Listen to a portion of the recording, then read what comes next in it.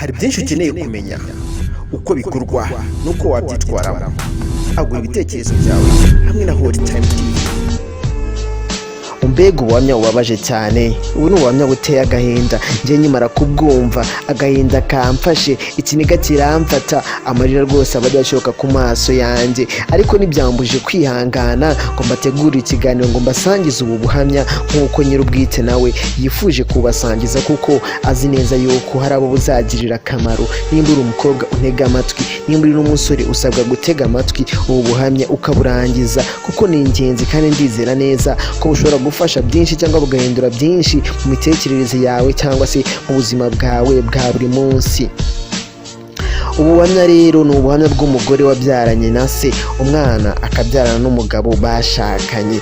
Ibi bintu ni ibintu birababaje kandi biteye n'agahinda nyabuneka. Ubuhamya rero bw'uyu mugore waduhaye buno buhamya, nubwo atifuje ko tuvuga amazina ye cyangwa se ngo tumuvugeho cyane nk'ubuhamya bwe, yatangiye atubwira yuko atuye mu karere ka Rubavu mu mujyi wa Gisenyi. Atangira avuga ko yabyaranye na se ubwo yari afite imyaka 18 y'amavuko, ko yari afite akamenyero ko kujya aryamana nawe. Nk'uko abyivugira ngo si yataga umugore wiwe mu cyumba maze akamusanga aho aryamye bakaryamana. Nawe ukomeze unyumvire. Noneho ubwo yamara kumusanga ngo bakaryamana, ubwo niho yaje kugera aho ngana mutera inda nyabuneka. Umbabarira unyumvire. Yajyaga ava mu nzu ye nijoro akaza mu cyumba cyanjye akambwira uti ndashaka kuma serivisi. Nawe nyumvira umubyeyi nk'ubu, ati yahoraga amusaba serivisi. Ese serivisi nyabake? Ngiye ngo namwe murabyiyumvira, ntago muri abana. Mu kiganiro yagiranye na Holy Time TV yatwemeje yuko atangira kuyimubwira ngo yabyangaga rwose, ngo akamuhakanira pe. Ngo gusa ariko ngo yaje kugeraho ngo ku nshuro ya 4 ngo arabyemera, ngo bitewe ngo nuko ngo yamukubitaga cyangwa se ngo n'inkoni se yamukubitaga amuhimbira amakosa. Nawe nyumvire, ibintu birababaje cyane. None yakomeje atubwira ngo ingeso ya se yanze gupfa, maze akomeza gushakira serivisi ku mukobwa we. Nawe abonye ashobewe ahitamo gushaka umugabo, bahita bajya muri Uganda. Urumva ko byaramurenze, yifatiye inzira yo kugira ute, yo kwishakira umugabo. Bigira muri Uganda. Yagize ati maze kubyara umwana wa mbere naramubwiye nti papa, ntabwo ngomba kongera kubyara undi kuko uri umubyeyi wanjye. Muri make yamubwiye ko atakongera kubyara nawe kuko ari umubyeyi we. Amubwira ko ahubwo bibaye byiza yashaka undi muntu wumva bashobora kubyarana, cyangwa se bakaba banakomezanya bakazabyarana, cyangwa se byanakwanga akabyarana n'andi, akabyarana na mama, akabyarana na mama we nyine n'umubyeyi we. Nicyo yashakaga kumubwira.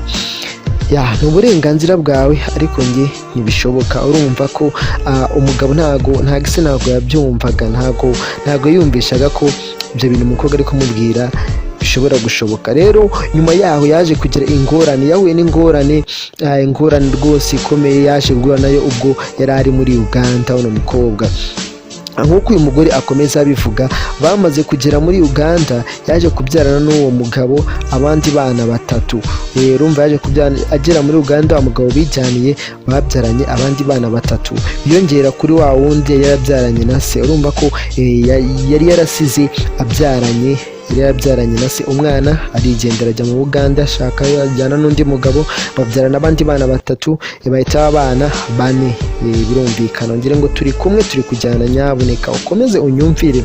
Gusa ngo icyamubabaje ngo nuko uwo mugabo we nawe yaje kubyarana